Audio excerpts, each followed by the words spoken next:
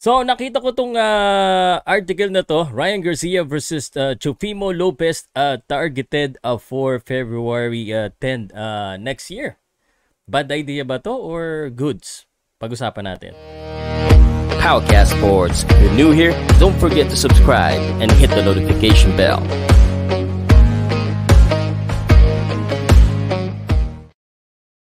And Garcia, one of the popular boxers this day, kahit na hindi pa masyado, kumbaga wala pa masyadong napatunayan nitong bata na ito. Pero syempre, maraming naghahanap kung ano yung next fight niya. At ito nga, napabalita na si Oscar De La Hoya ay balak isabak itong si Ryan Garcia kay Teofimo Lopez. Pero sa tingin ko parang medyo eto na naman tayo. Na kung hindi niyo po naaalala, ito pong si Ryan Garcia ay nakamit po ang kanyang kauna-unahang pagkatalo sa kamay po ni Gervonta Davis at knockout siya doon in the 7th round. Yan ang problema pag masyadong matapang ang boksingero. At ito po ito pong si Teofimo Lopez, by the way, FYI lamang po pakita ko nga sa inyo. Ito po ay 140 pound na. Ito yung record ni Teofimo Lopez, 19 wins, isang talo at ang nakatalo sa kanya, ito pakita ko sa inyo yung record niya. Ayan si George Cambosos. Pero ang kanya pong huling pinanalo ay WBO World Super Lightweight si Josh Taylor, 140 pound fight. Uulitin ko, 140 pound fight na po. So ibig sabihin ba nito ay aakyat na talaga si Ryan Garcia sa timbang na 140 pounds. Actually, ang next na rumored fight talaga niya this fall is Oscar Duarte. So, I believe ang pinaka-tamang decision muna sa ngayon ay siya po ay kumbaga lumaban muna ng isang activity fight. So, kasi hindi pa natin alam kung naka-recover na ba siya o kaya na ba niya, no? Ito po yung huling laban ni Ryan Garcia, no? Na ang pangit niya, na-counter siya. So, nakita natin na hindi lang bilis at kapugian ng kumbaga para manalo.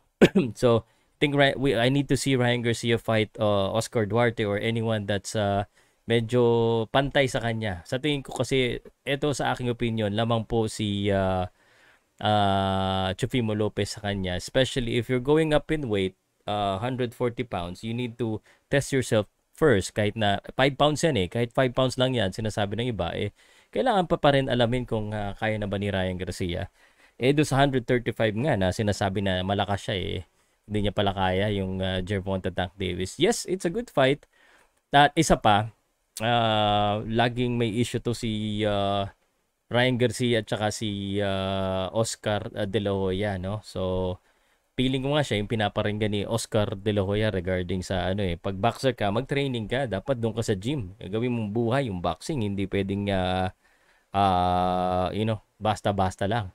So, sa akin pong palagay, yung laban kay Teofimo Lopez, for me, it's a no right now. Especially, we don't know yet kung ano kayang maging performance niya sa kanyang next na laban. Ito, kakalabas-labas lang nito. Pakita ko lang din sa inyo. Ito po yung sinulat po sa boxingscene.com.